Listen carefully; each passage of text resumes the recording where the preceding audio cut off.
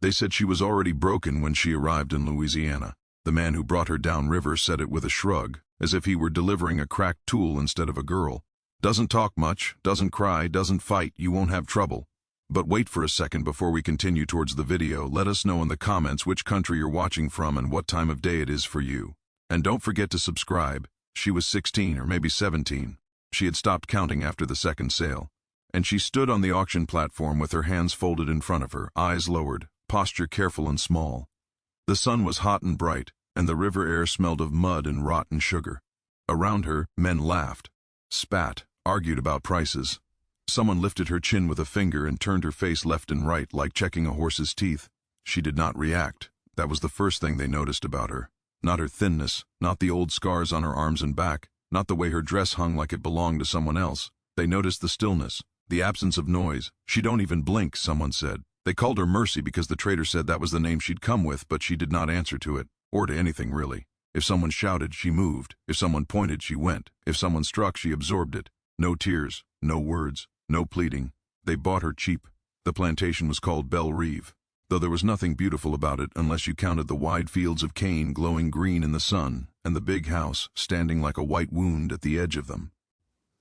The man who bought her, Laru, was not old, but he looked tired in the way of men who drink every night and wake up angry every morning. He had a thin mustache and soft hands and a voice that grew louder the more uncertain he felt. He looked her over in the yard, walking in a slow circle as if he were measuring how much work he could get out of her before she broke. She's small, he said. She's quiet, the trader replied. Quiet ones last longer. Laru nodded and handed over the money. That night she slept on a pallet in a corner of the women's quarters, staring at the ceiling until the dark turned gray and then back to dark again. Around her, other women breathed, coughed, whispered. Someone cried softly into a blanket. Mercy did none of these things. She lay with her hands on her stomach and counted the spaces between her breaths. She had learned to do that a long time ago. On her back, under the thin cloth of her dress, were old scars in different shapes and different ages. Some were from a belt, some from a switch, some from a broken bottle. Each one belonged to a different man. Each one had taught her something. The first had taught her that screaming changed nothing. The second had taught her that fighting made it worse. The third had taught her that begging only made them enjoy it more. By the fourth, she had stopped trying any of those things. By the fifth, she had started watching. That was what no one ever noticed. They saw the quiet and thought it meant emptiness. They saw the lowered eyes and thought it meant surrender. They did not see the way she listened, the way she remembered. At Bel Reeve, they put her in the house. Not because she looked strong, she didn't, but because she moved carefully and did not drop things. She washed floors, carried water, helped in the kitchen. The cook, a wide woman with tired eyes, showed her where things were and then mostly ignored her. Laru's wife had died years ago, and the house felt like a place abandoned in a hurry. Doors that were never used, furniture that was always covered, dust in the corners that no one bothered to clean. Laru himself lived in only 3 rooms and drank in 2 of them. The first week he barely noticed her. The second week he started shouting at her for small things. A plate not kel. Ean enough. Water not cold enough. The third week, he hit her for the first time. It was not a beating. It was more like a test. A backhand across the face because she did not answer quickly enough when he called. She staggered, caught herself on the table and said nothing. He watched her closely then. No crying, he asked. She shook her head. No begging? She shook her head again. He frowned as if disappointed and waved her away. That night in the quarters, one of the other women whispered, "You should cry, makes them stop sometimes." Mercy did not answer. She was counting again. Not breaths this time, but steps. The number of steps from the kitchen door to the hall. The number from the hall to Laru's bedroom. The way the floorboard near the window creaked. The way the back door stuck unless you lifted it slightly. She did not yet know why she was counting these things. Only that her mind kept doing it, the way a wound keeps bleeding even when you stop touching it. Laru began coming into the kitchen late at night, already smelling of alcohol, already angry at something he could not name. The first time, he pushed her against the wall and told her to look at him. She did. Her eyes were flat and empty, like still water. He did not like that. He slapped her again, harder this time. She did not react. That made him uneasy. He used her, roughly and without patience, and when he was done he stood there for a moment, breathing hard, looking at her face as if he were waiting for something. For tears, for curses, for anything. She gave him nothing. He left the room in silence. After that it became a pattern. He would come when he was drunk or angry or both. He would hurt her, he would leave. Sometimes he would shout, sometimes he would be quiet, sometimes he would threaten her with worse things. She listened to every word. She learned that he hated being laughed at more than anything. She learned that he owed money to a man in New Orleans and was afraid of him. She learned that he kept letters in a drawer in his study and checked that drawer every morning. She learned that he was afraid of dying alone. None of this changed anything at first. She still did her work. She still kept her eyes down. She still spoke only when spoken to, and then only a few words. The other slaves started calling her Ghost because she moved through the house without making noise and because she never seemed to be fully there. One of the men said, "She don't even got a soul left." If only he had known how carefully she was holding on to it. There were moments lying awake at night when old memories tried to crawl back into her, her mother's face already tired before she died. The first plantation. The first man who decided she belonged to him in a way that had nothing to do with work. The second sale. The long road south. The way each place had promised something worse than the last. She did not let herself think about these things for long. Thinking about the past was like opening a door to a room full of smoke. You could not breathe in there. Instead, she watched how Laru's voice changed when he spoke to white men versus when he spoke to slaves. She watched how the overseer flinched when Laru raised his hand even though the blow never came. She watched how the bookkeeper, a thin man with ink-stained fingers, drank almost as much as Laru but talked twice as much when he did. She watched how fear moved through the house like another servant, unseen but always working. One afternoon, Laru accused her of stealing sugar. She had not. The cook had taken it, and everyone knew it, but Laru was in one of his moods and needed someone smaller than himself to shout at. He beat her with a belt in the yard where everyone could see. She did not cry out. She did not beg. She did not even look at him. That, more than the blows, unsettled him. "Say something," he shouted. She said quietly, "Yes, sir." It was the only word he ever got from her in moments like that. That night he drank himself into a stupor and fell asleep in a chair in the study, the door half open. Mercy was carrying water past when she saw him there, mouth open, one hand hanging loose, the other still clutching a glass. She stood very still in the hallway. For a moment something old and dark rose up in her, a picture of his throat, of how easy it would be, of how fast. Her hands shook. She stepped back. Not yet, something inside her said. Not like that. She did not know what that something was, only that it was not the same voice that had once begged or screamed or prayed. It was colder. She went back to the kitchen and finished her work. Days passed. Weeks. Laru's moods grew worse. The debt in New Orleans pressed on him. The crops were not as good as he had hoped. The overseer talked about trouble among the field hands. Laru drank more. He slept less, and he started talking to her. Not kindly, not as an equal, but he talked. "You know what it's like to be surrounded by idiots," he said one night, slumped at the table while she cleaned. "No one does anything right unless you stand over them.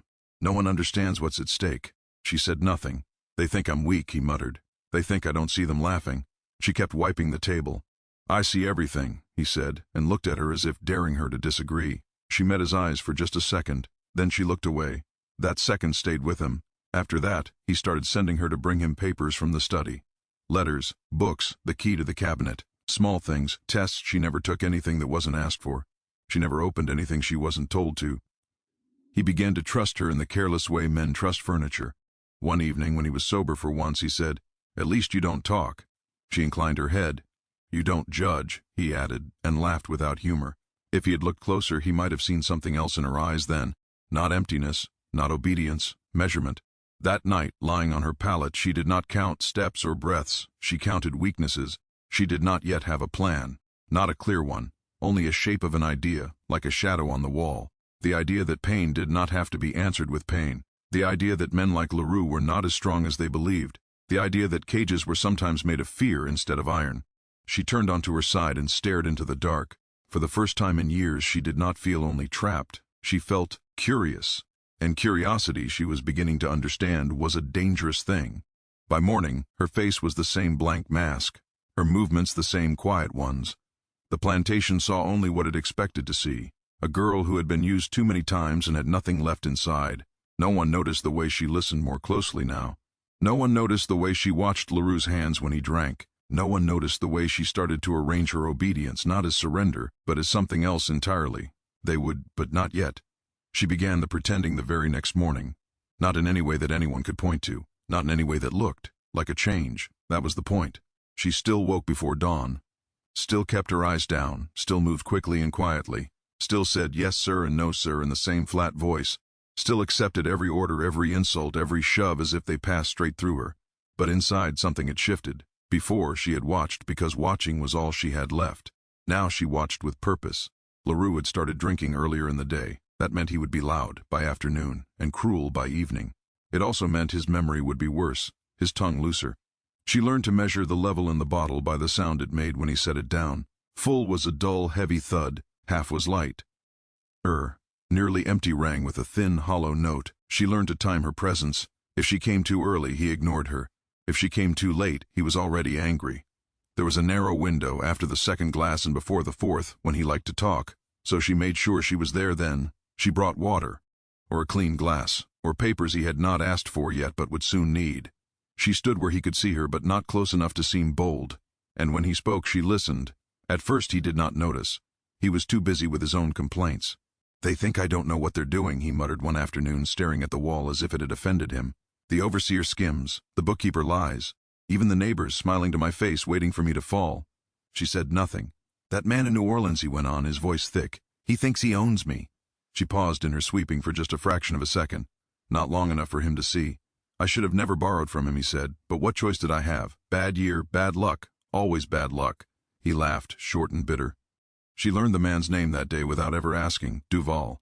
She learned it because Laru said it like a curse.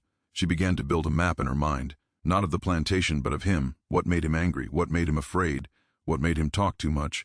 He hated being contradicted, but he hated being pitied even more. He liked to believe he was clever. He liked to believe he was in control. He liked to believe that the people around him were too stupid or too weak to threaten him.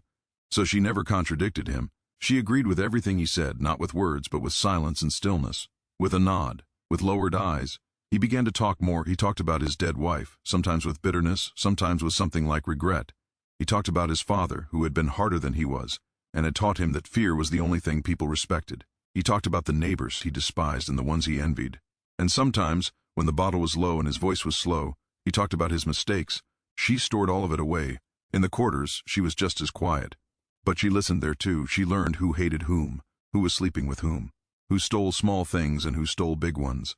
She learned which of the field hands had once tried to run and been brought back. She learned which of the women had a brother on another plantation, which had a child sold away, which would risk punishment to pass a message. She did not speak much to them. They did not trust her, and she did not blame them. Quiet people were dangerous in a different way, but they talked around her, and she listened. The overseer, Morel, was easier to read than Laru. He was cruel in a simpler way. He liked to hurt people and be seen doing it. He drank too, but not enough to forget himself. He flinched when Laru raised his voice, and that told her more than any confession could have. Morel was afraid of losing his position. The bookkeeper, Harlan, was afraid of being found out. He had soft hands and a nervous smile and eyes that never quite met yours. He talked too much when he drank, and he drank almost every night. She learned that he changed numbers in the books. Not a lot, not enough to be obvious, but enough. She learned where he kept the real records and where he kept the false ones. She learned that he had a wife in town who thought he was an honest man. Little by little, the plantation stopped being just a place where things happened to her. It became a board, and the people on it became pieces. She did not yet move any of them. She only learned how they were shaped. Laru started to rely on her in small ways. He would call for her to bring letters to the study, to sit in the corner while he read, as if her presence steadied him somehow. To fetch the key to the cabinet, which he now left in plain sight instead of hiding it. Once he dropped a letter and did not notice. She picked it up and handed it to him. He glanced at it, then at her. "You can read?" he asked suddenly. She shook her head. It was not a lie, not exactly. She could recognize some words, names, numbers, enough to understand more than he thought. He grunted and took the letter back. That night she lay awake and thought about that moment, about how easily a different answer could have changed things, about how important it was that he continued to see her as simple, as empty, as safe. The first real test came without her planning it. One afternoon, Laru accused Harlan, the bookkeeper, of misplacing money. Harlan swore he hadn't. His face went pale. His hands shook. Laru's voice rose. Morel stood in the corner, watching, waiting to see which way the wind would blow. Mercy stood by the door, holding a tray. Laru turned on her suddenly. You're in and out of here all day. You see things. Did he take it?" The room went very quiet. She felt all three men watching her. If she said no, she would be protecting Harlan, and Harlan would owe her nothing because he would never know. If she said yes, she would be accusing a white man, and that was dangerous. She lowered her eyes. "I don't know, sir," she said. Laru stared at her for a long moment. Then he turned back to Harlan and hit him. The money was found later, exactly where it should have been. That night, Harlan drank until he could barely stand. She was there, cleaning, when he started talking. "He was going to kill me," he said, laughing weakly. "Over nothing, nothing." She said, "Nothing. I can't do this forever," he said. "One day he'll decide I'm the problem and that'll be that." He looked at her then, really looked at her, as if he were seeing her for the first time. "You don't talk much, do you?" She shook her head. Probably smart, he said. If I were smart, I'd leave. He did not leave. But from that day on, he watched Laru more carefully, and Laru watched him, and something invisible tightened in the house. Weeks passed. Laru's debts grew worse. Duval sent letters. Then the man came on a hot afternoon and sat in the study with Laru for 2 hours. Their voices rose and fell, sometimes sharp, sometimes low and dangerous. Mercy brought water and left it and came back and took empty glasses away. She caught pieces of words. Time, interest, patience running out. When the man left, Laru threw a glass against the wall and sat with his head in his hands. That night he came to her room and was rougher than usual, angrier, desperate. After, he lay there breathing hard and said, "If I lose this place, I lose everything." She did not answer. "You understand what it's like to lose everything, don't you?" he said suddenly. For a moment she thought she might laugh. Instead she said, "Yes, sir." He rolled onto his side and fell asleep.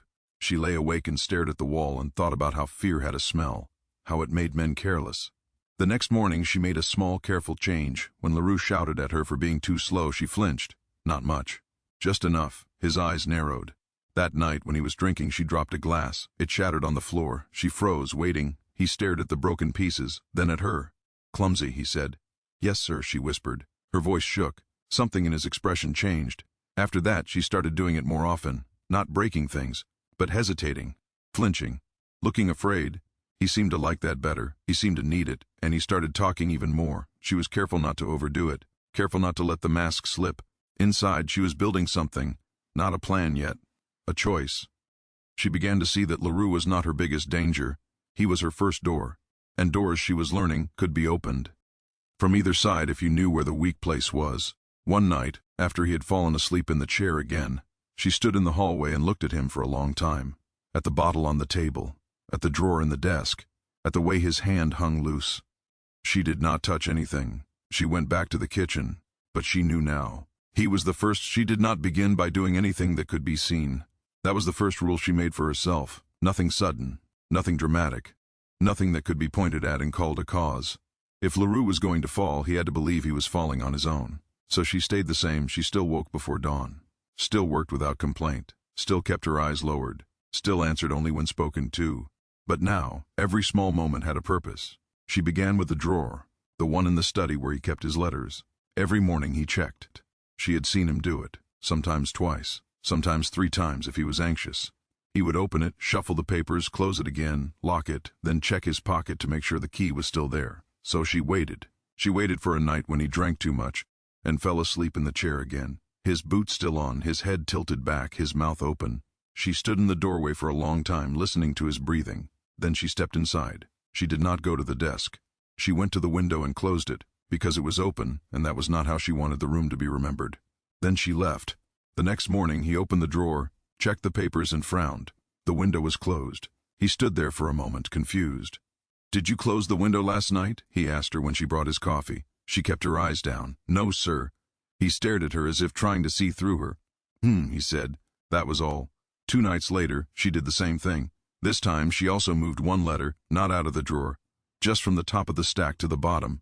The next morning, he opened the drawer and went very still. He shuffled the papers. He took them all out and laid them on the desk. He counted them. He counted them again. "What are you looking for, sir?" she asked quietly from the doorway. He looked up sharply. Nothing. But his face had changed. That night he did not drink as much. A week later she moved the letter again.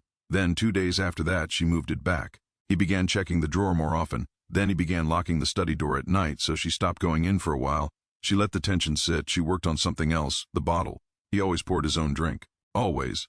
But sometimes, when he was already deep into it, he would tell her to bring him another glass and the bottle. The first time he did that, her heart beat so hard she thought he might hear it. She poured carefully, slowly.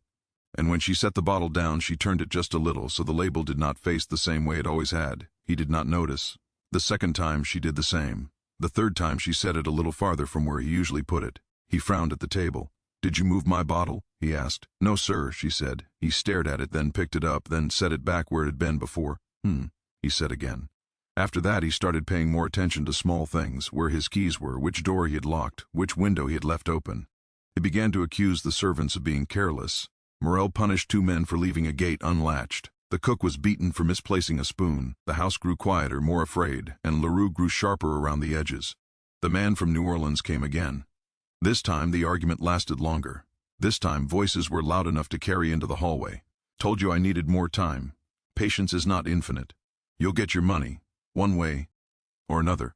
When the man left, Laru did not throw a glass. He sat very still at his desk for a long time. That night he did not come to her room. That was new. Instead, he walked the house. She heard his footsteps in the hall. He checked doors. He checked windows. He checked the study. When he finally went to bed, it was almost dawn. She lay awake and smiled into the dark.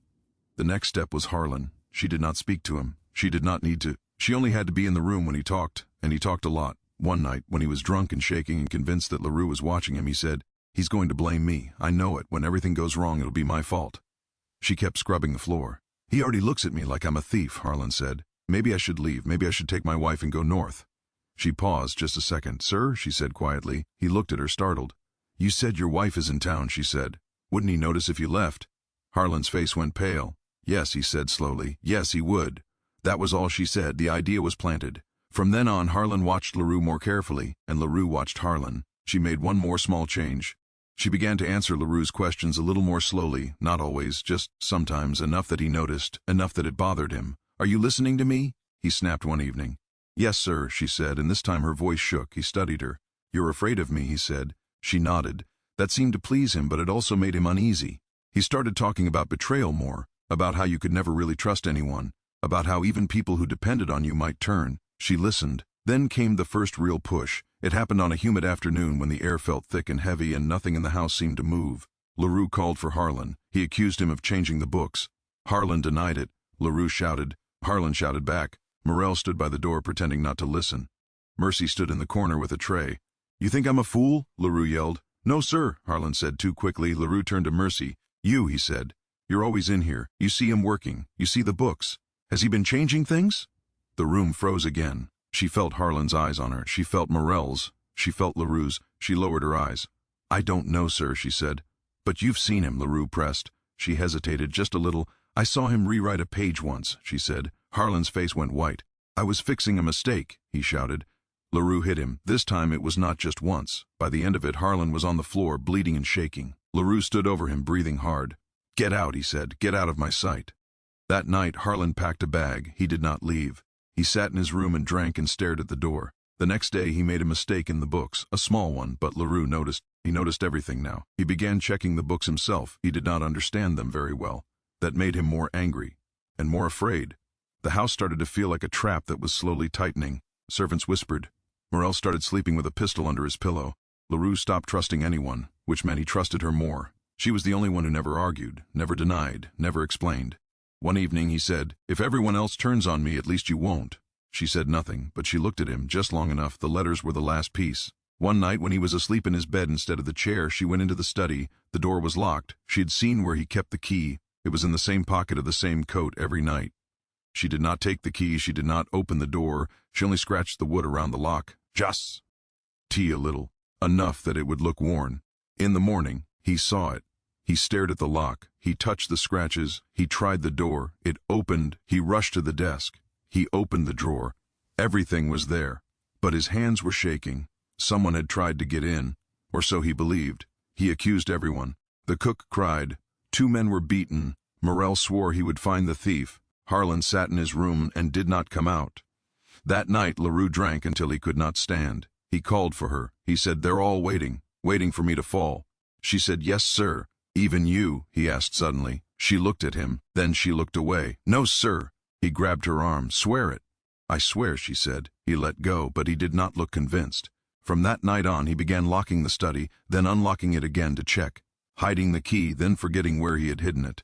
He stopped sleeping. He walked the house at night. He listened at doors. He started to hear things that were not there. Once he woke the entire house because he was sure someone was in the walls. Nothing was found. The man from New Orleans came again. This time he did not sit. He stood. He said, "Time is up," Laru shouted. The man said calmly, "Then I will take what I am owed." They argued. They threatened. When the man left, Laru looked smaller. He looked at Mercy and said, "They're trying to take everything from me." She said, "Yes, sir." "Would you leave me?" he asked. She did not answer right away. Then she said, "No, sir." That night he slept in the chair again. She stood in the doorway and watched him. The bottle was empty. The drawer was locked. His hand hung loose. She did nothing. Not yet, but she knew something now. He was already falling. All she had done was show him the edge. A week later the sheriff came, not for her, for Harlan. Someone had reported irregularities in the books. Harlan was taken away, shouting that he had done nothing. Laru watched from the porch, pale and silent. That night he burned papers in the yard. She watched the fire, and she understood that she no longer needed to touch anything. He was destroying himself. 2 days later, a man was found dead in the river. They said it was an accident. They said it was a robbery. They said many things. Laru stopped sleeping altogether. He began to drink in the morning. He began to talk to himself. And one evening he said to her in a voice that was not quite sane, "They've turned everything against me." She looked at him. For the first time she did not look away. "No, sir," she said quietly. "You did." He stared at her, and for a moment he seemed to understand. Then he laughed, and kept laughing. 3 weeks later, Bel Reeve was sold. Laru disappeared into New Orleans with what little he had left, and Mercy was put on a wagon and sent down the road to another man, another house, another life. She sat with her hands folded and her eyes down. No one on the road knew what she had done. No one even suspected. But as the plantation vanished behind her, she did not feel afraid. She felt certain. It worked. The wagon carried her south for 2 days.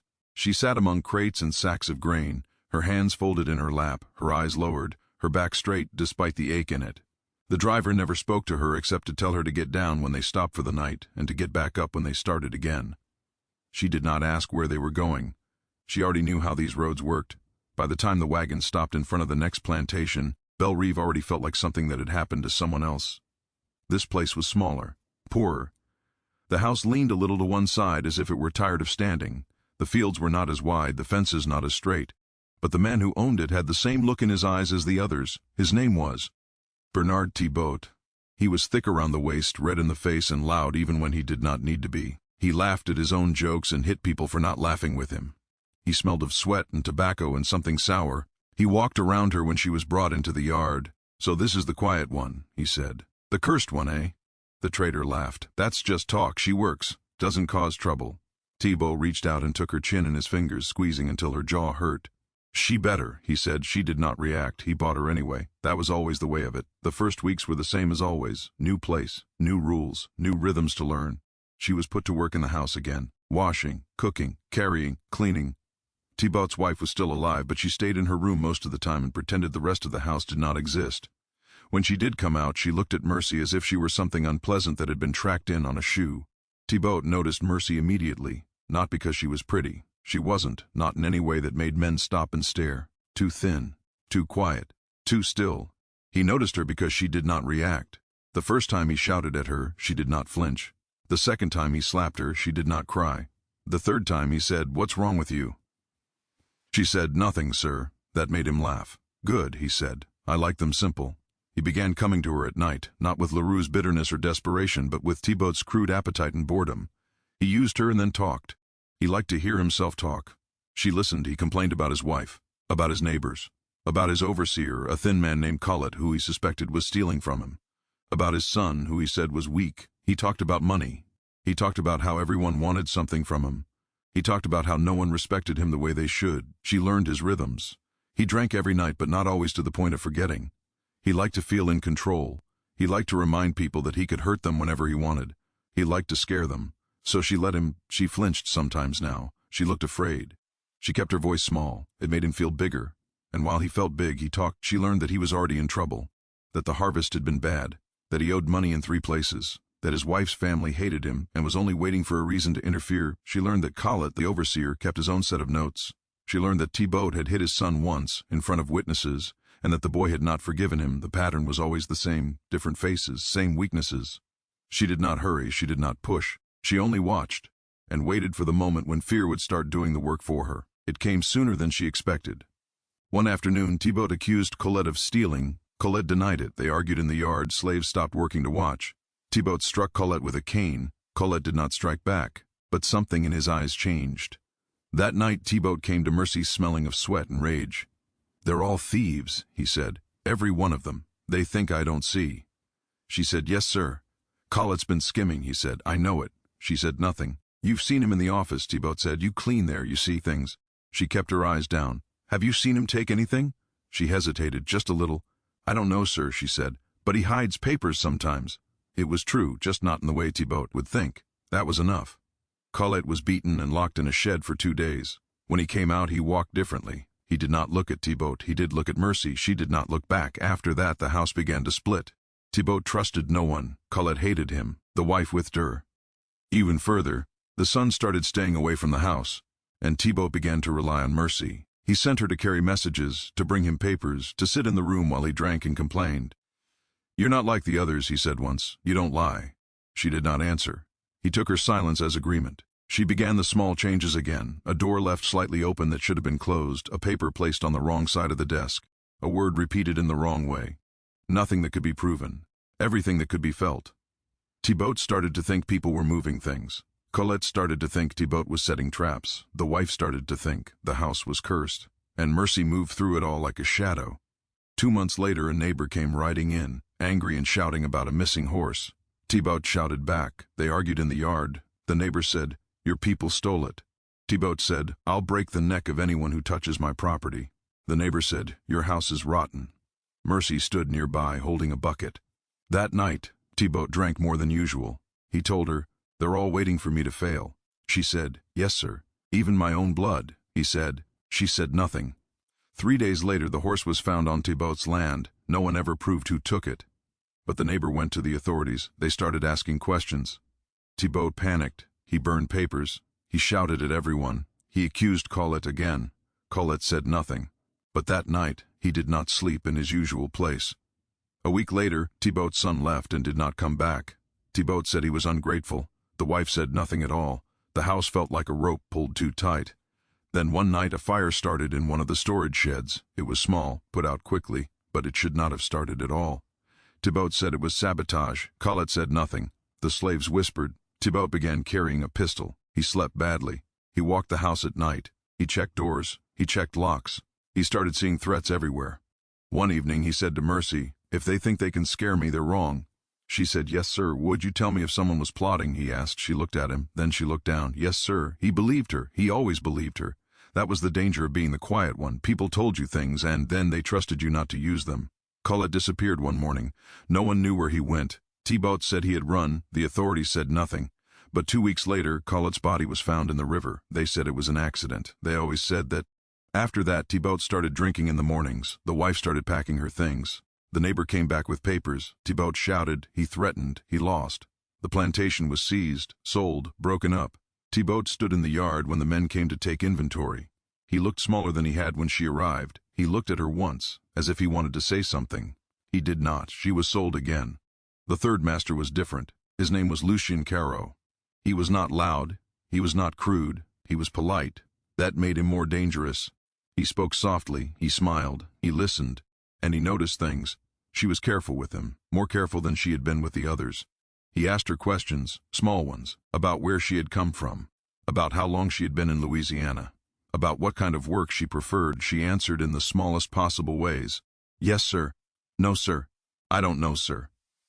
He watched her. She felt it. He did not come to her at night at first. He waited. That alone told her something. When he did, it was not rough. It was almost gentle. And afterward he asked, "Do you ever think about running?" She said, "No, sir." He smiled. "You're a bad liar," he said. Her heart did not change its rhythm. He began testing her, leaving small things out of place and seeing if she noticed, asking her to carry messages and then asking what she had heard. Once he said, "You're not as empty as you pretend to be." She said nothing. He laughed softly. "I like a mystery," he said.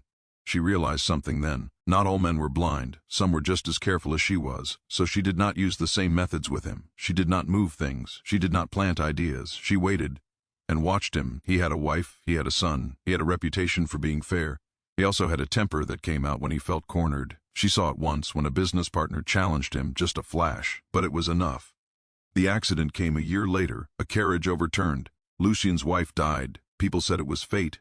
Lucien did not believe in fate. He began to change. He began to drink. He began to lose control. And in his grief, he began to rely on Mercy. He talked to her. He trusted her. And she learned. She learned that even the careful ones broke. 2 years later, Lucien shot a man in a duel. He won. But his reputation did not survive. His money did not survive. He sold land. He sold possessions. And finally, he sold slaves, including her. The fourth master was worse, crueler, meaner. His name hardly mattered. He tried to break her. He beat her more than the others. He enjoyed it. And one night when he was drunk, he said, "I'll kill you one day." He meant it. She knew it. She did not wait with him. She did not play long games. She whispered in the right ears. She let his overseer see him beat her too badly. She let his neighbors hear things. He was reported, investigated, warned. He beat her again anyway. 3 weeks later, he was found dead in his bed. They said his heart failed. No one looked too closely. She was sold again. The 5th and 6th masters blurred together in her memory. Different houses, same patterns, same endings, one ruined by debt and drink, one by scandal and suspicion.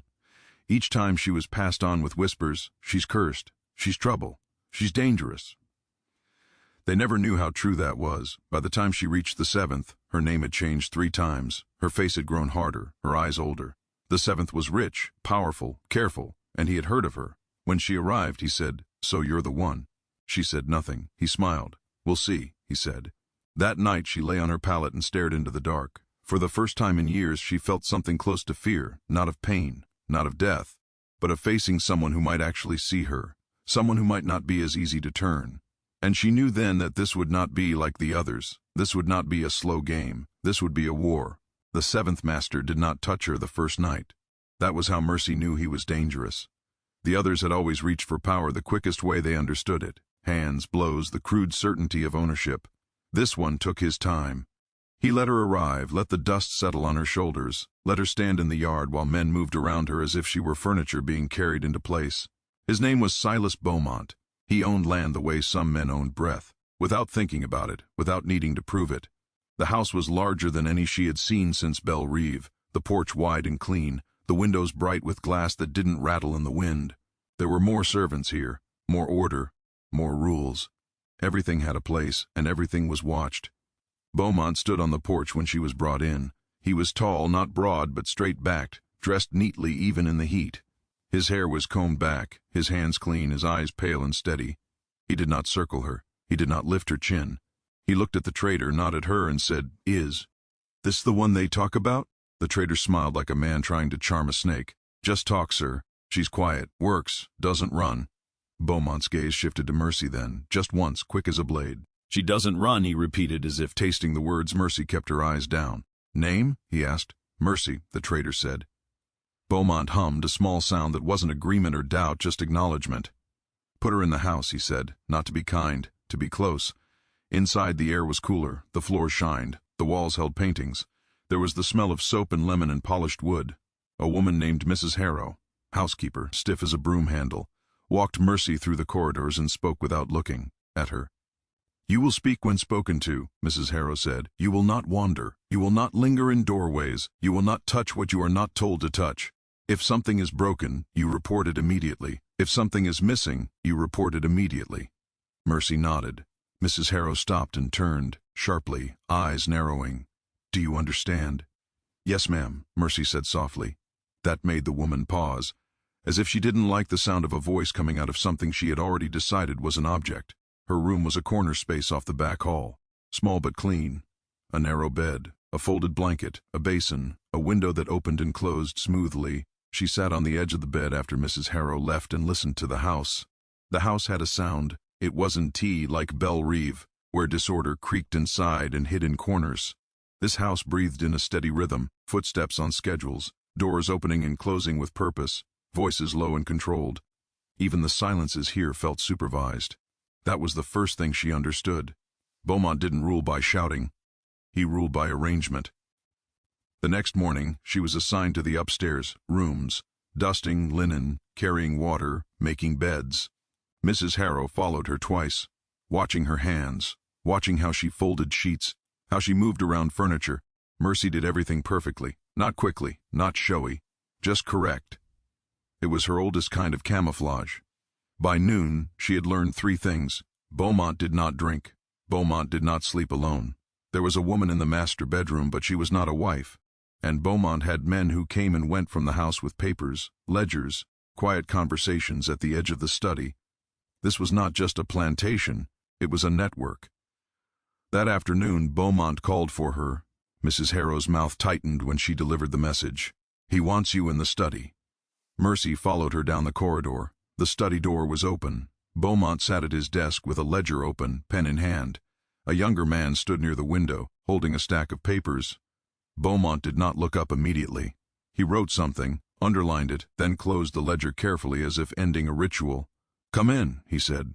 Mercy stepped inside and stopped 2 paces from the desk. Beaumont's eyes moved over her slowly, still without the crude entitlement of the others, but with something colder, assessment. "You've been sold many times," he said. Mercy stayed silent. "I asked for you," Beaumont continued, voice even, "because I dislike rumors that I cannot verify." He nodded once toward the younger man, who placed a paper on the desk and stepped back. Beaumont tapped the paper with one finger. "This is what the trader gave me. It lists where you've been. It lists why you were sold." His eyes lifted. "It says you are quiet," he said. Mercy nodded slightly. "It also says," he continued, "that men around you have misfortunes." The word was chosen carefully, the way men choose a polite word when they mean something uglier. Mercy's face did not change. Beaumont leaned back in his chair. "Do you believe in curses, Mercy?" If she answered wrong, the house would become a cage with no door. If she answered right, it would still be a cage, just one she could breathe in. She lowered her eyes. "No, sir." Beaumont watched her for a moment. "Good," he said softly. "Neither do I." He stood. It wasn't a threatening movement, but the room changed anyway. The younger man by the window straightened slightly, alert. Mrs. Harrow's footsteps had stopped outside. Mercy felt the entire house listening. Beaumont walked around the desk, slow, unhurried. "You understand something," he said, "that most people do not." He stopped close enough that she could smell clean soap on him, not liquor, not sweat. "Pain can train," he said, almost conversational. "It can shape behavior, but it can also harden a person, make them creative." Mercy's pulse stayed steady. She had learned long ago not to give her body away. Beaumont continued, "I don't want a hardened servant in my house." He let the sentence hang. "I want an obedient one." Mercy nodded. "Yes, sir." Beaumont's hand lifted. For a moment, a deep part of her braced for the familiar impact, the quick humiliation, the reminder, but his fingers didn't strike. They brushed a loose strand of hair at her temple, tucking it back as if tidying her. The gesture was gentle, and that was worse, because it was a demonstration. He could touch without violence, which meant he didn't need violence to prove power. He leaned in slightly. "If you ever forget that you belong here," he said quietly, "I have ways of reminding you that do not involve blood." Then he stepped back and returned to his desk. "Go," he said, and picked up his pen again. Mercy left the room with the same calm step she had entered with, but inside something had tightened. This was a man who didn't need to shout to be heard. This was a man who could be cruel without being loud. That night she lay awake and replayed his words, not the threat, the observation. Pain can also harden a person, make them creative. He wasn't blind, he wasn't careless. He was hunting for something in her, and worse, he wasn't afraid of her rumors. He was curious. The second test came 2 days later. A silver spoon went missing. Not a cheap spoon. One of the good ones from the locked cabinet, the kind that made Mrs. Harrow turn pale when she realized the count was wrong. The house erupted, not in noise but in movement. Servants lined up, bags checked, rooms searched. Beaumont watched it all like a man watching a clock. Then he called Mercy into the dining room. The silverware box sat open on the table. The empty slot gaped like a missing tooth. Mrs. Harrow stood rigid, hands clasped. Beaumont looked at Mercy. "You work upstairs," he said. "Yes, sir." "You passed the cabinet door," he said. "Yes, sir." "You have access to this room," he said. "Yes, sir." His voice remained calm, but each sentence tightened like a knot. "Did you take it?" Mercy met his eyes for the first time since the study. "No, sir." Beaumont held her gaze longer than any master had ever dared. Then he smiled slightly. "Good," he said almost pleasantly, "because if you had, you would have done it to see what would happen." Mrs. Harrow inhaled sharply. Beaumont turned his head, not looking at her. "Search her room," he said. Mrs. Harrow hesitated only a fraction. Mercy did not resist. That was important. Resistance would make a story. A story would give Beaumont something to hold. They searched her bedding, her basin, the cracks in the floor. They found nothing. Mrs. Harrow returned, stiff-faced. "Nothing, sir." Beaumont nodded. Then he said, "Bring the boy." A young servant, no older than 12, was dragged forward, trembling. His cheeks were wet with tears. Mercy had seen him in the kitchen, quiet and eager to please. She had also seen Mrs. Harrow slap him once for dropping a plate. Beaumont looked at him like a man looking at a stain. "Where is it?" Beaumont asked softly. The boy shook his head violently. "I don't know, sir. I don't—" Beaumont didn't raise his voice. He didn't strike. He simply turned to one of the men standing near the door, one of Beaumont's quiet men, and nodded. The man stepped forward, took the boy by the arm, and led him away. The boy began to sob, begging, words spilling out in panic. Beaumont did not look at him again. He turned back to Mercy. "You see," he said, voice still mild, "how quickly people invent guilt when they're frightened." Mercy said nothing. Beaumont leaned slightly forward. "If you want to live in this house," he said, "you will learn something." He tapped the silverware box once. "In my world, the innocent suffer first," he said, "because the guilty enjoy watching it." His eyes narrowed just a little. "And I like to see who watches." Mercy's stomach went cold. This wasn't about a spoon, it was bait. He was trying to force her to react. To flinch, to plead, to show anger, to show sympathy, to show anything that proved she still had a soul he could pull on. So she did what had saved her all these years. She gave him nothing. Her face stayed empty, her hands stayed still, her eyes stayed lowered. Bowmont stared at her for a long moment. Then he straightened. "Good," he said again, but this time it sounded less satisfied. He dismissed her with a wave.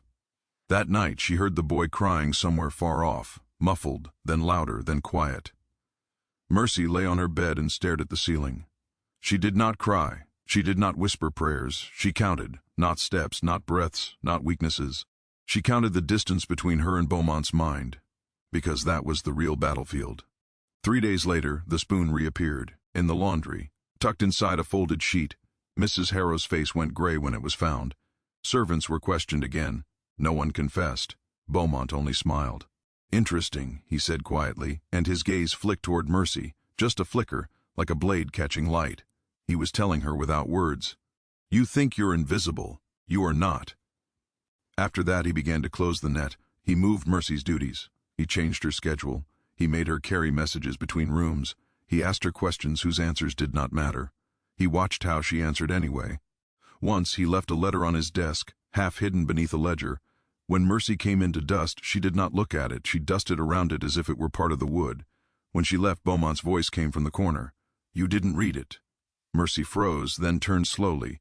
He was seated in the shadowed chair near the fireplace. She had not heard him enter.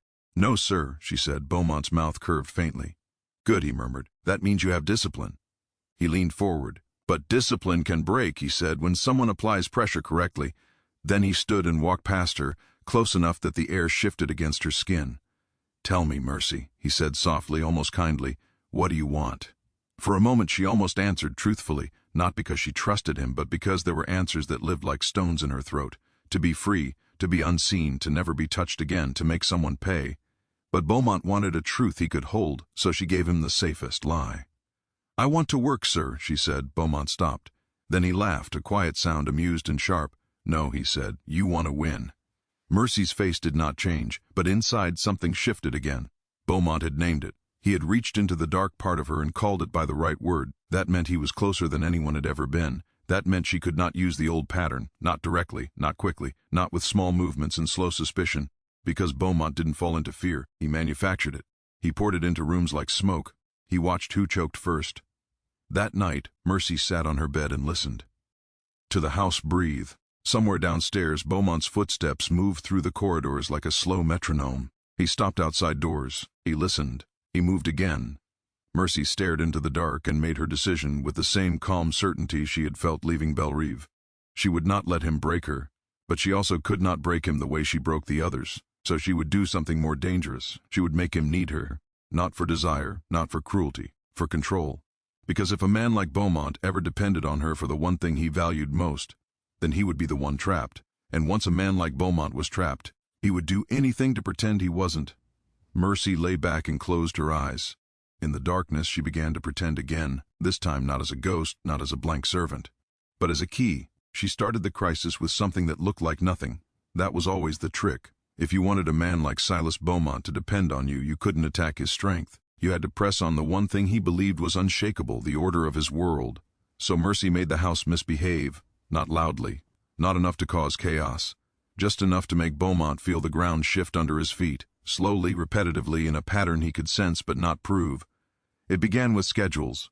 Mrs. Harrow ran the house on time the way a church runs on bells, breakfast at the same hour, linen changed on the same day, candles trimmed at the same moment each evening. The staff moved like parts in a machine, and Bowmont liked it that way because it meant nothing surprised him. One morning, breakfast was 5 minutes late. Not because anyone forgot, not because anyone rebelled. Because the kitchen clock, only the kitchen clock, had been moved forward slightly, a hand's width, not enough for anyone to notice until they felt rushed. Mrs. Harrow snapped at the cook. The cook snapped at the boy who carried trays. The boy spilled a cup of coffee. The cup shattered.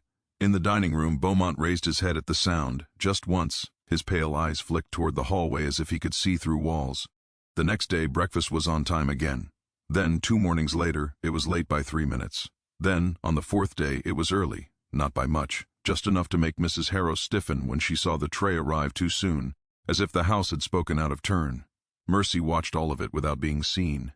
She never touched the clock herself. She didn't need to. All she needed was a hand already close to it. She had noticed the cook's assistant, a woman named Liza, who liked to straighten things when she was nervous. If someone criticized her, she would adjust a cloth, align a spoon, fix a crooked frame, anything to feel control again.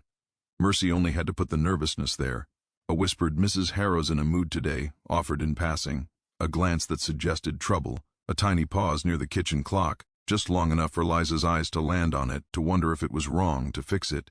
The adjustment looked like Liza's habit. The consequence looked like the house losing rhythm. Bowmont noticed rhythm. He didn't shout. He didn't punish. But his attention sharpened. He began walking the halls earlier. He checked doors more often. He looked into rooms he rarely entered. He said nothing, which meant everything. Then Mercy moved to the next layer. Keys. Bowmont's keys were never lost. Ever. They lived on a hook beside the study door, and only he and Mrs. Harrow touched them. Mercy never touched them either. Instead, she made Mrs. Harrow touch them twice. One afternoon, Mercy passed Mrs. Harrow in the corridor and said softly, "Sir asked if the study was locked." Mrs. Harrow stopped so abruptly her skirt barely swayed. "He asked?" she repeated. "Yes, ma'am," Mercy said, eyes lowered. "He asked me. That was the important part, not what W. as said, but who it was said to." If Bowmont asked a servant, it meant he suspected something, and Mrs. Harrow's entire life was built on not being suspected. Mrs. Harrow marched to the hook and checked the keys, counted them, checked the lock, then checked again. That night, she checked again before bed, and again at dawn. On the third day, she found the keys had been hung the wrong way, not missing, not moved, just turned, a small thing, a meaningless thing. But it made her breath catch. She brought the keys to Bowmont's breakfast table herself. She did not trust the hook anymore. Bowmont looked at the keys, then at her face. "How long have you been doing that?" he asked calmly. Mrs. Harrow swallowed. Since Tuesday, sir." "And why?" he said, voice mild. "Did you begin on Tuesday?" Mrs. Harrow's eyes flicked, just briefly, toward Mercy in the corner holding a tray. It was involuntary, but Bowmont saw involuntary things the way other men saw daylight. He looked at Mercy, not with suspicion yet, with interest.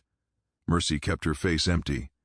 Bowmont returned his gaze to Mrs. Harrow. "Put them back," he said, "and stop carrying them around." Mrs. Harrow obeyed, but her hands shook slightly as she placed the keys back on the hook. Bowmont took a sip of coffee and said nothing else. But that afternoon, he called Mercy into the study. The door was open. The room smelled of paper and wax and polished wood. He stood by the desk, not seated, as if the chair was too passive for this conversation. "You said I asked if the study was locked," he said. Mercy lowered her eyes. "Yes, sir." "I did not," Bowmont said. Mercy did not react, not even a blink. Bowmont watched her face carefully, hunting for the smallest sign of fear, guilt, satisfaction. He found none. He stepped closer. "Then why?" he asked softly. "Did you tell her that I did?" Mercy paused, just enough to seem uncertain, just enough to seem small. "I thought I heard it," she whispered. Out her voice, Beaumont's quiet men, the ones who came and went with papers and ledgers and low conversations, they were loyal, but loyalty like theirs was not built on love. It was built on benefit and fear and shared secrets. Mercy learned their names without asking. Mr. Pritchard, thin, careful, always watching the hall before speaking. Mr. Baines, older, with a limp, a man who never laughed. Mr. Sutter, youngest, eager, a little too proud of being trusted. She watched how they interacted with Bowmont, how they waited for his nod before sitting, how they lowered their voices when he entered the room, how their eyes moved when he paused too long behind them. These men feared him, but they also believed they were safe because they were useful. Mercy needed one of them to doubt that. She chose Sutter, not because he was weakest, but because he was the one most likely to make noise when he felt slighted. Noise was contagious.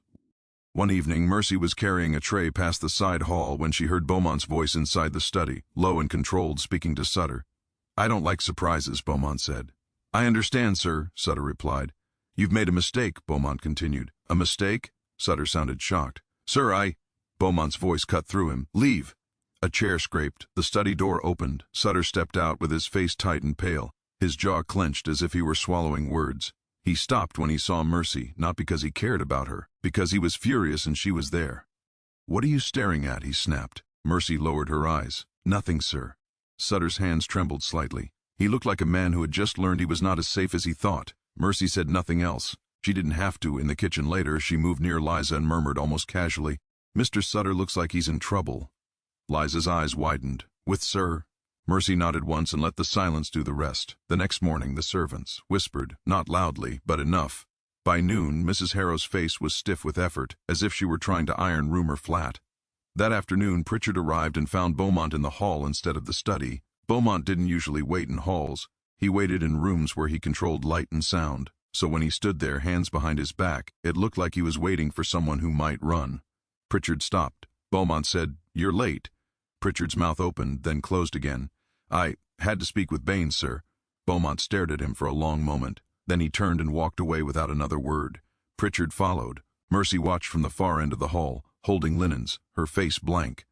The next piece came that night. A ledger disappeared, not stolen from the house, not taken by a servant. It vanished from the study shelf for exactly 1 hour. Long enough for Bowmont to notice. Long enough for him to lock the study door and check every shelf himself. Long enough for him to call Pritchard and ask quietly, "Who else has been in my study today?"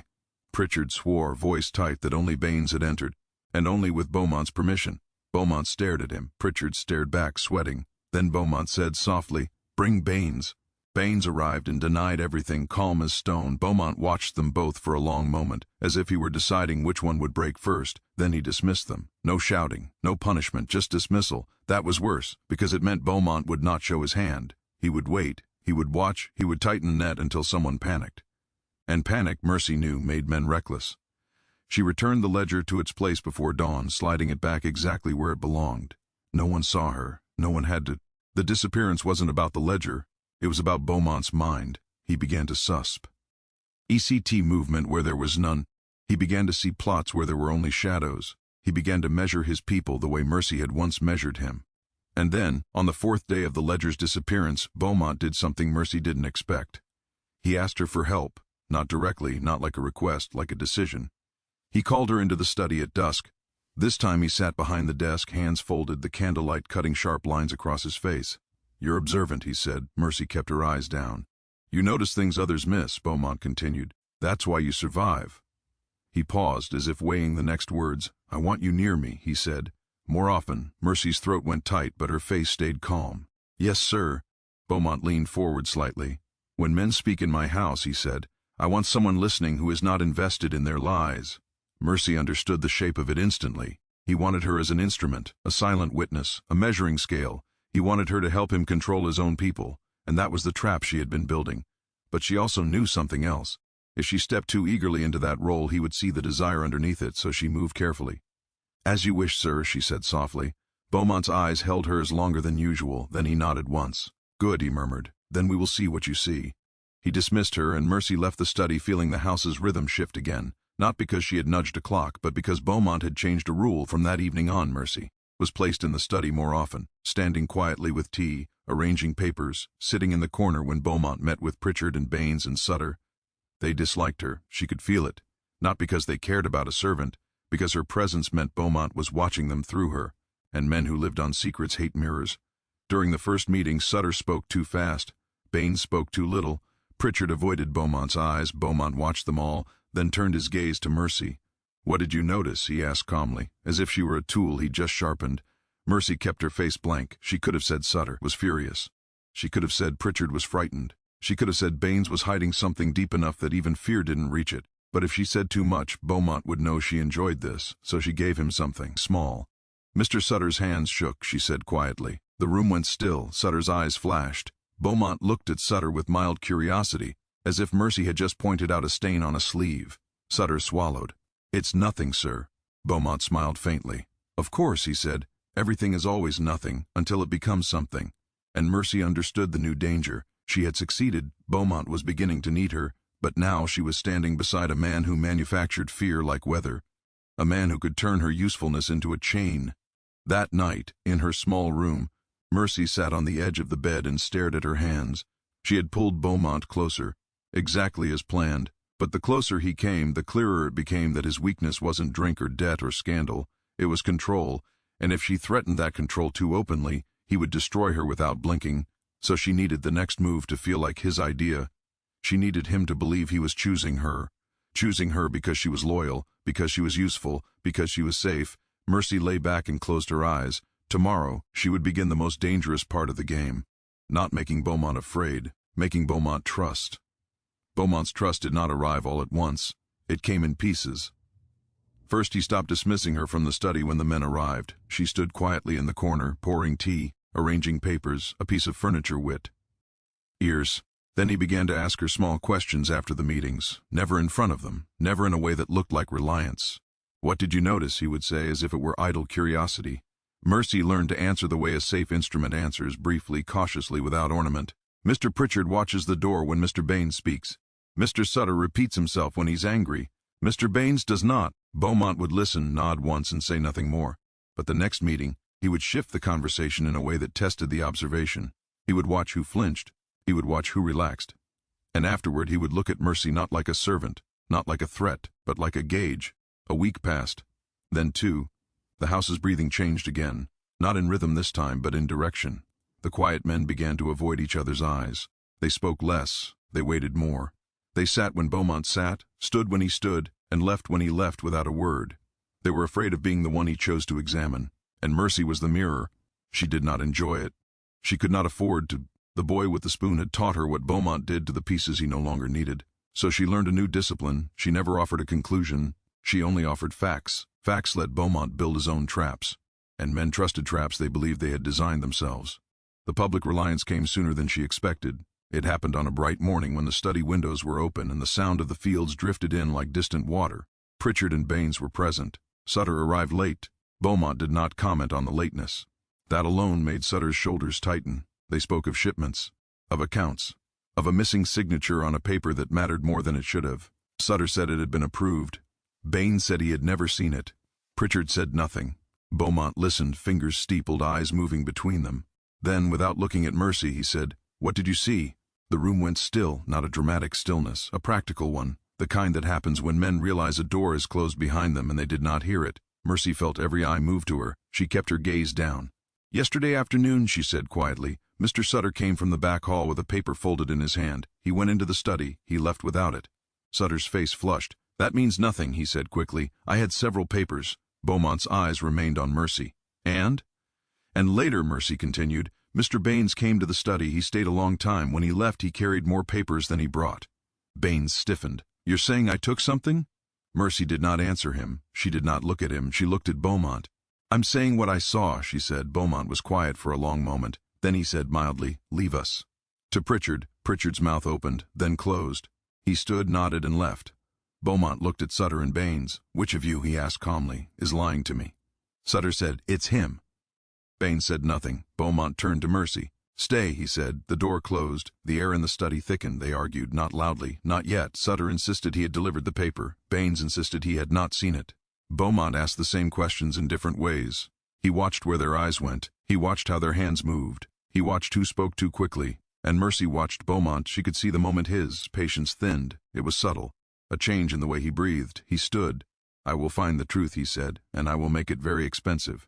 He looked at Mercy. "Come," he said. He led her to the shelf where the ledgers lived. He scanned spines, then stopped, reached, and pulled one free. He opened it. The missing signature was there, in a hand that did not belong to the man whose name it bore. Bowmont did not raise his voice. He closed the ledger and turned. "Sutter," he said, "you were supposed to deliver this." Sutter swallowed. "I did." "You didn't," Bowmont said. He turned to Baines. "And you," he said, "thought you could fix it quietly." Baines's face went gray. "I was trying to help." "By forging," Bowmont said. Silence. Bowmont looked at Mercy. "If I had not asked you to listen," he said softly, "this would have cost me more than paper." He turned back to the men. "Leave," he said. They did. When the door closed, Bowmont sat and covered his eyes with one hand. For a moment he looked tired. Then he looked at Mercy again. "You see why I keep you near," he said. "Yes, sir," she replied. From that day on, the house changed its shape around her, not in the eyes of the servants. There she was still a shadow, still a pair of hands. But in the corridors where decisions lived, she became a presence. She stood in the study during meetings. She carried sealed messages between rooms. She was told once to wait by a door and listen. And Bowmont began to say things like, "What do you think?" Not to invite an opinion, but to confirm his own. She gave him what he wanted, restraint. She never suggested a punishment. She never suggested a plan. She never suggested a name. She pointed, and he chose. That was the line she walked, because if he ever believed she was steering him, he would cut the rope instantly. The men learned to fear her without being able to say why. Sutter would not look at her. Baines began to watch her like a man watches a quiet animal near water. Pritchard avoided being alone in any room she entered, and Bowmont began to sleep better. That was the real change. The walking at night stopped. The checking of locks became less frantic. He believed now that he had an early warning system, a human one. He began to trust the house again, and that trust made him careless. The opportunity came wrapped in a public choice. A dispute with a neighboring estate had reached a point where money would not fix it quietly. Landlines, old agreements, men who wanted to win more than they wanted to be right. Bowmont brought the matter into the study. Pritchard argued for concession. Baines argued for pressure. Sutter argued for delay. Bowmont listened. Then he looked at Mercy. The room held its breath. "What did you notice?" he asked, "when their man visited last week?" Mercy kept her eyes down. "He talked more than he listened," she said, "and he did not bring his own papers." "And what does that mean?" Bowmont asked. "That he wasn't there to negotiate," she replied. "He was there to measure how much you would resist." Bowmont smiled faintly. He turned to his men. "We do not concede," he said, "and we do not rush. We make them come back with someone who can sign." He looked at Mercy again. "Good," he existing. So she prepared the second part of the escape while standing in the first. She did it the same way she always had. By moving attention, she began very gently to let the last shape, the shape of a choice that would not look like hers. The final move began with a letter Bowmont did not intend to write. Mercy did not put the words on the page. She did not need to. All she needed to do was place the page where Bowmont would believe he had already decided. It was a draft. Half-written, crossed out, rewritten again. A negotiation position for the neighboring estate. A hard line softened, then hardened again. Bowmont had been working on it for days, circling the same questions, testing the same phrases aloud in the study while Mercy stood behind his chair. "What if they refuse?" he had asked. "They won't," she had said quietly. "Not if they think you're willing to lose." That had pleased him. He liked to believe he was the kind of man who could afford to lose. The draft stayed on the corner of his desk that night. When he went to bed, he took the clean copy with him, intending to rewrite it once more in the morning. Mercy did not touch the clean copy. She touched the draft. She moved it from the corner of the desk to the center. She did not change a word. The next morning, Bowmont came into the study already thinking about the letter. He saw the draft in the center of the desk and stopped. He read it. He frowned. He sat. He read it again. He crossed out 2 lines and rewrote 1. He nodded to himself. "This will do," he said quietly. He did not remember placing it there. He did not remember deciding that this version was the one, but the decision felt like his. That was the important part. He sent it. The neighbors replied 2 days later. They agreed to meet on Beaumont's terms. That should have been a victory. But Mercy saw the shape of their reply the moment she read it aloud to him. "They accepted too quickly," she said. Bowmont smiled. "That means they're tired." "Or ready," she replied. He waved it off. He was in a good mood. That was when men like him were most dangerous to themselves. The meeting was set for a Thursday. The night before, Bowmont dined well, drank a single glass of wine, only one, and went to bed early. Mercy lay awake and listened to the house breathe. She had done everything she could without being seen. From here on, the pieces would move on their own. The study was full the next morning. Pritchard sat near the window. 2 of Beaumont's men stood by the door. The representative from the neighboring estate arrived with a clerk and a folded portfolio. Mercy stood behind Beaumont's chair, as she always did now. They talked, they circled, they used words like concession and guarantee and future arrangement. Bowmont held the line. The representative smiled too much, and then in the middle of calm sentence he said, "Of course, this assumes that your authority remains as stable as it has been." The room went still. Beaumont's eyes narrowed. "Explain." The man smiled politely. "We have heard things." "What things?" Bowmont asked. "That your operations rely heavily on the judgment of a single household servant." The words landed like a dropped plate. Pritchard's head snapped up. The men by the door stiffened. Mercy felt the air change. Bowmont did not look at her. He did not move. He said very calmly, "That is nonsense." The representative shrugged. "Perhaps, but rumors are a kind of currency, and you know how quickly currency travels." Bowmont leaned forward. "Who told you this?" The man spread his hands. "I don't reveal sources." Beaumont's gaze flicked, just once, toward Mercy, then back. "You will," Bowmont said. The man smiled thinner.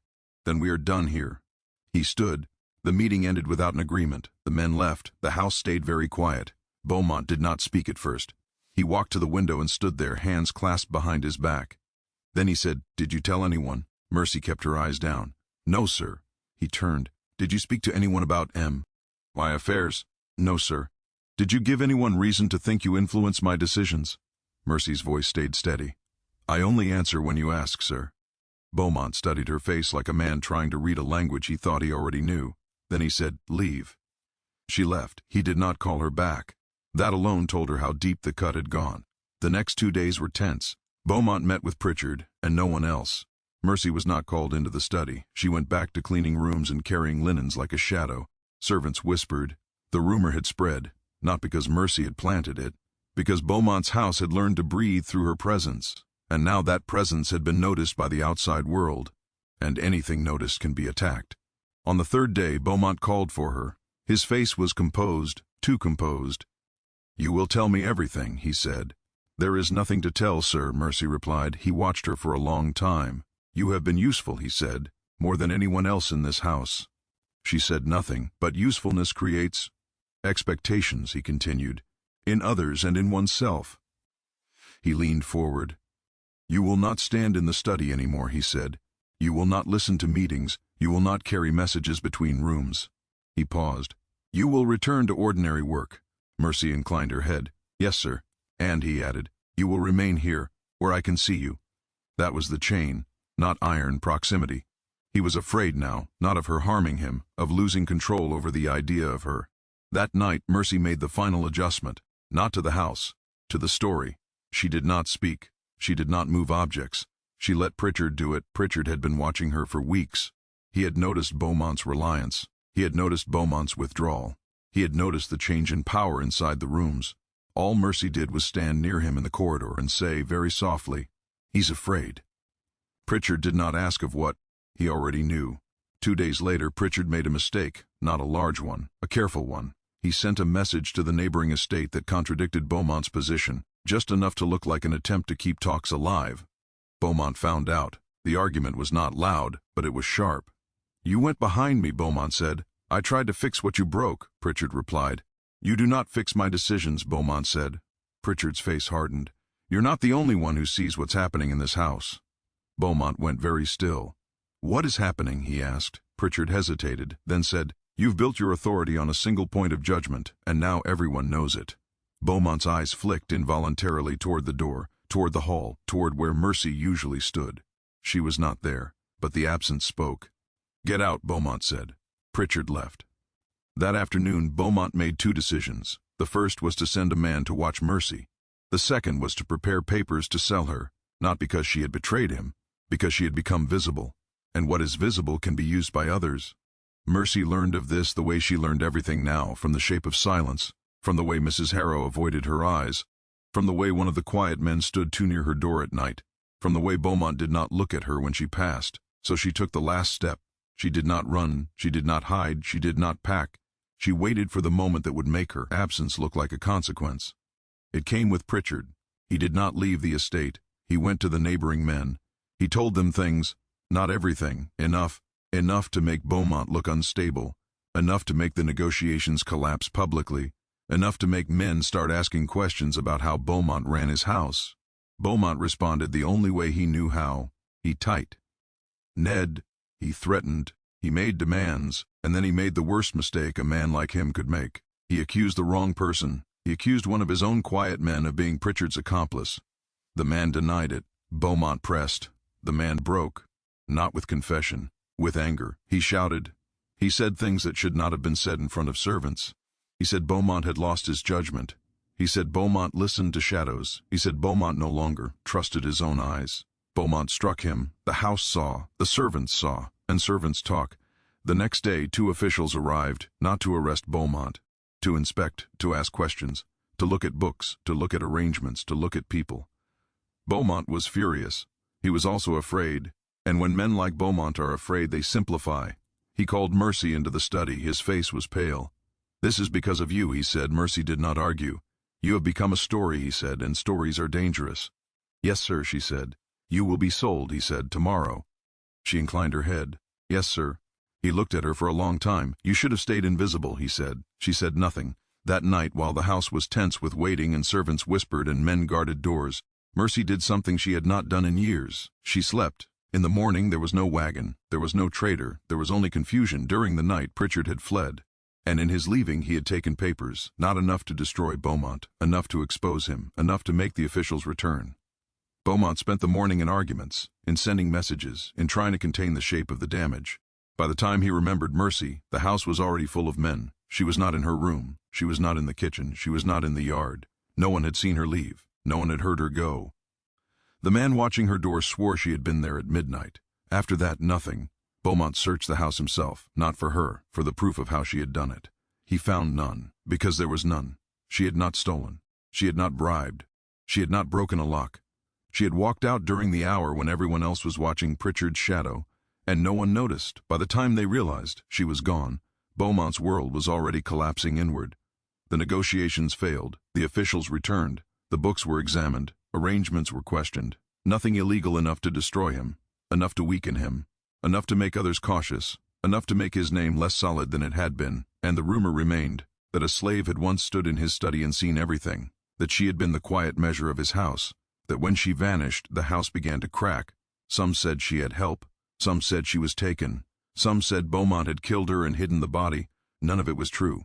She walked until the road bent. She walked until the plantation was just another shape behind her. She did not go north. She did not go south. She went where names were thin and faces changed often, where people did not ask questions if you worked and did not speak. Years later, men still told stories about a cursed woman, about masters who fell, about a slave who made cages out of fear and then stepped out of them. They never agreed on her name. They never agreed on her face. They only agreed on one thing. No one ever owned her, not in the way that mattered. And somewhere, far from plantations and studies and men who thought control was the same as power, a woman lived under a name that was not mercy, and not anything she had been called before. She worked, she slept. She chose when she spoke, and no one ever noticed her, which was exactly the way she wanted it.